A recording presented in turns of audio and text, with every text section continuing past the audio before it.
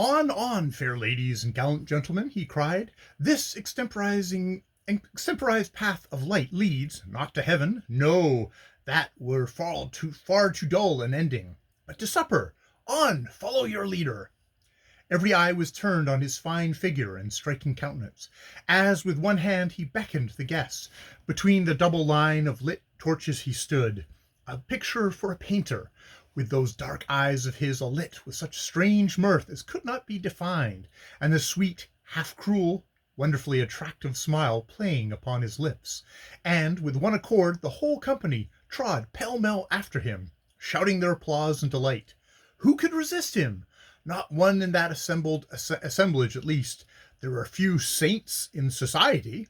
As well as with the rest, I felt as though I were in some gorgeous dream. My senses were all in a whirl. I was giddy with excitement, and could not stop to think or to analyze the emotions by which I was governed. Had I possessed the force or will to pause and consider, I might possibly have come to the conclusion that there was something altogether beyond the ordinary power of man displayed in the successive wonders of this brilliant gala. But I was, like all the rest of society, bent merely on the pleasure of the moment, regardless of how it was procured, what it cost me, or how it affected others.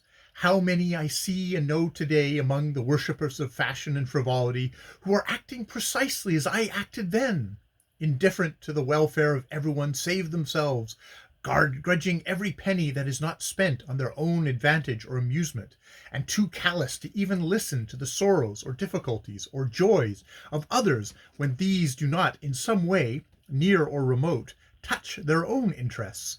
They waste their time day after day in selfish trifling, willfully blind and unconscious to the fact that they are building up their own fate in the future which will prove all the more terrible reality in proportion to the extent of our presumption in daring to doubt its truth. More than 400 guests sat down to supper in the largest pavilion, a supper served in the most costly manner, and furnished with luxuries that represented the utmost pitch of extravagance.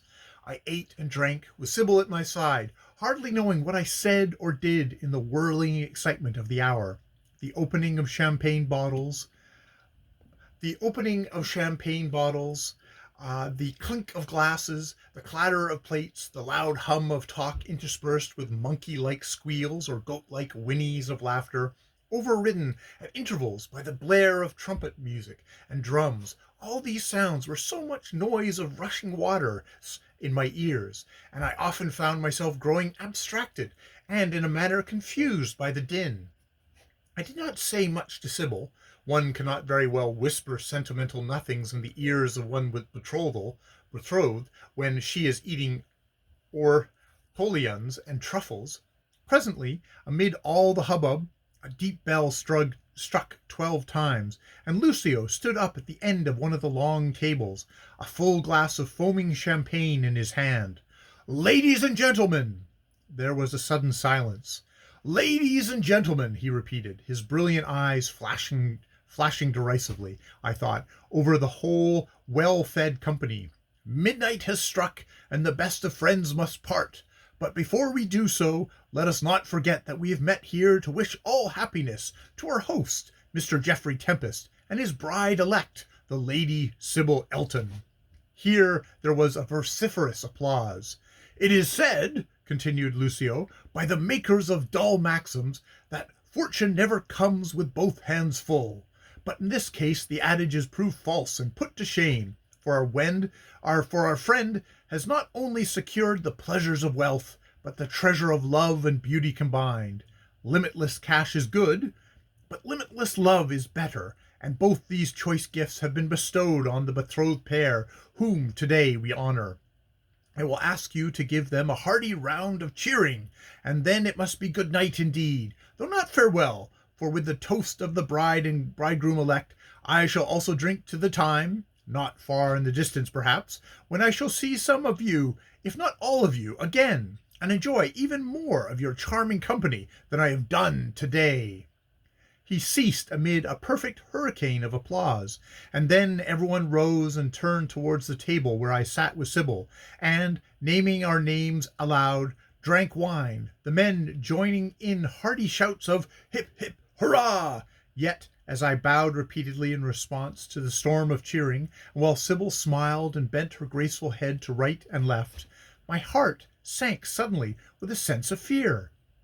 Was it my fancy, or did I hear peals of wild laughter circling round the brilliant pavilion and echoing away, far away into the distance? I listened, glass in hand. Hip, hip, hurrah! Shouted my guests with gusto. Ha, ha, ha, ha!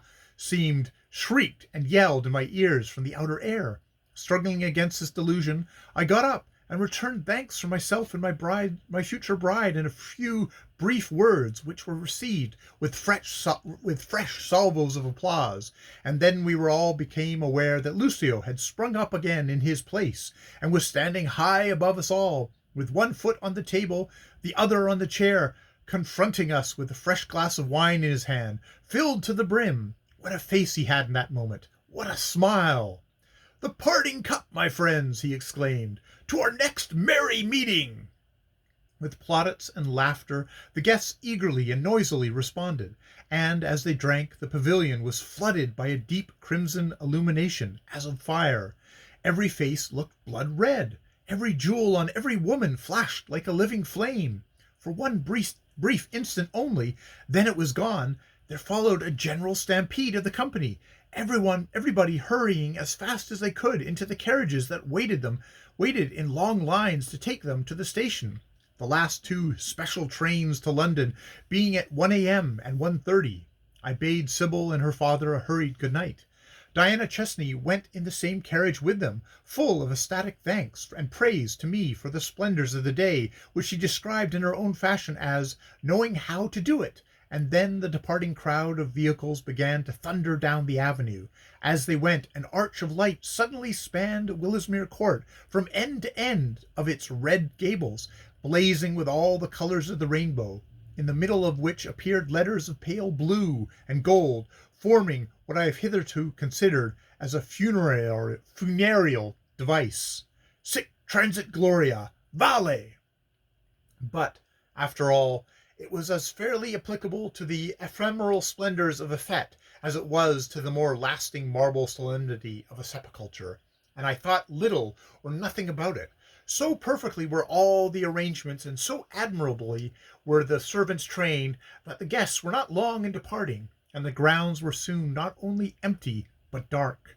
Not a vestige of the splendid illuminations was left anywhere, and I entered the house fatigued, and with a dull sense of bewilderment and fear on me which I could not explain. I found Lucio alone in the smoking room at the further end of the oak-panelled hall, a small, costly curtained apartment with a deep bay window which opened directly on to the lawn. He was standing in this embrasure with his back to me, but he turned swiftly round as he heard my steps, and confronted me with such a wild, white, tortured face that I recoiled from him, startled. "Lucio, you are ill!" I exclaimed. "You have done too much today." "Perhaps I have," he answered in a hoarse, unsteady voice, and I saw a strong shudder convulse him as he spoke. Then, gathering himself together as if it were by an effort, he forced a smile. "Don't be alarmed, my friend. It is nothing but the twinge of an old, deep-seated malady, a troublesome disease that is rare among men and hopelessly incurable." "What is it?" I asked anxiously, for his death-like pallor alarmed me. He looked at me fixedly, his eyes dilating and darkening, and his hand fell with a heavy pressure on my shoulder. "A very strange illness," he said, in the same jarring accents. "Remorse. Have you ever heard of it, Geoffrey?" "Neither medicine nor surgery are of any avail. It is the worm that dieth not, and the flame that cannot be quenched. Tut! Let us not talk of it. No one can cure me. No one will. I am past hope." "But remorse, if you have it, I cannot possibly imagine why, for you have surely nothing to regret. Is not a physical ailment?" I said wonderingly. "And physical ailments are the only ones worth troubling you about, you think?" he queried, still smiling that strained and haggard smile. "The body is our chief care. We cosset it, and we make much of it. Feed it and pamper it and guard it from so much as a pinprick of pain if we can, and thus we flatter ourselves that all is well, all must be well. Yet it is but a clay chrysalis bound to split and crumble with the growth of the moth soul within. The moth that flies with blind instinctiveness straight into the unknown and is dazzled by excess of light. Look out here, he went on with an abrupt and softer change of tone. Look out at the dreadful shadowy beauty of your gardens now. The flowers are asleep. The trees are surely glad to be disemburdened of all the gaudy artificial lamps that lately hung upon their branches. There is a young moon pillowing her chin on the edge of a little cloud and sinking to sleep in the west. A moment ago there was a late nightingale awake and singing. You can feel the breath of the roses from the trellis yonder. All this is nature's work, and how much fairer and sweeter it is now than when the lights were ablaze and the blare of the band music startled the small birds in their downy nests. Yet society could not appreciate this cool dusk, this happy solitude. Society prefers a false glare to all true radiance. What is worse, it tries to make true things take a second place as adjuncts to sham ones, and there comes in the mischief. It is just like you to run down your own indefatigable labors in the splendid successes of the day, I said, laughing. You may call it false glare, if you like, but it has not been a most magnificent spectacle, and certainly in the way of entertainments it will never be equalled or excelled. It will make you more talked about than even your boomed book could do, said Lucio, eyeing me narrowly. Not the least doubt of it, I replied. Society prefers food and amusement to any literature, even the greatest. By the by, where are all the artistes, the musicians and dancers? Gone. Gone? I echoed amazedly. Already? Good heavens! Have they had supper? They have had everything they want, even to their pay, said Lucio, a trifle impatient. Did I not tell you, Geoffrey, that when I undertake to do anything, I do it thoroughly, or not at all? I looked at him. He smiled, but his eyes were somber and scornful. All right, I responded carelessly, not wishing to offend him. Have it your own way, but, upon my word, to me it is all like devil's magic. What is? He asked imperturbably. Everything. The dancers, the number of servants and pages, why, there must have been 200 or 300 of them. Those wonderful tableaux, the illuminations, the supper, everything, I tell you. The most astonishing part of it now is that all these people should have cleared out so soon. Well, if you elect to call money devil's magic, you are right, said Lucio. But surely in some cases not even money could procure such perfection of detail, I began. Money can procure anything, he interrupted, a thrill of passion vibrating in his rich voice. I told you that long ago. It is the hook for the devil himself. Not that the devil could be supposed to care about the world's cash personally, but he generally conceives a liking for the company of the men who possess it.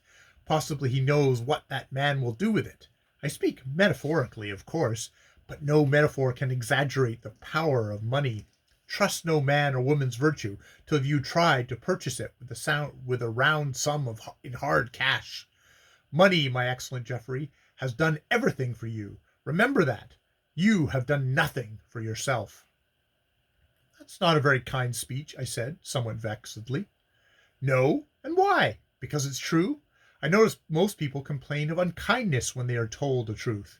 It is true, and I see no unkindness in it. You've done nothing for yourself, and you're not expected to do anything, except, and he laughed, except just now to get to bed and dream of the enchanting Sybil. I confess I am tired, I said, and an unconscious sigh escaped me. And you? His gaze rested broodingly on the outer landscape. I also am tired, he responded slowly, but I never get away from my fatigue, for I am tired of myself, and I always rest badly. Good night. Good night, I answered, and then paused, looking at him. He returned my look with interest. Well? He asked expressively. I forced a smile. Well, I echoed, I did not know what I should say, except I wish I knew you as you are. I feel that you were right in telling me once that you are not what you seem." He still kept his eyes fixed upon me. "As you have expressed the wish," he said slowly, "I promise you shall know me as I am some day. It may be well for you to know, for the sake of others who may seek to cultivate my company." I moved away to leave the room. "Thanks for all the trouble you have taken today," I said in a lighter tone, "though I shall never be able to express my full gratitude in words." "If you want to thank anybody, thank God you have lived through it," he replied. "Why?" I asked, astonished. "Why? Because life hangs on a thread. Society crush is the very acme of boredom and exhaustion, and that we escaped with our lives from a general guzzle and giggle is a matter of thanksgiving, that's all. And God gets so few thanks as a rule that you may surely spare him a brief one for today's satisfactory ending." I laughed, seeing no meaning in his words beyond the usual satire he affected. I found Emile waiting for me in my bedroom, but I dismissed him abruptly, hating the look of his crafty and sullen face, and saying I needed no attendance. Thoroughly fatigued, I was soon in bed and asleep, and the terrific agencies that had produced the splendors of the brilliant festival at which I had figured as a host were not revealed to me by so much as a warning dream. End of chapter 24 of The Sorrows of Satan.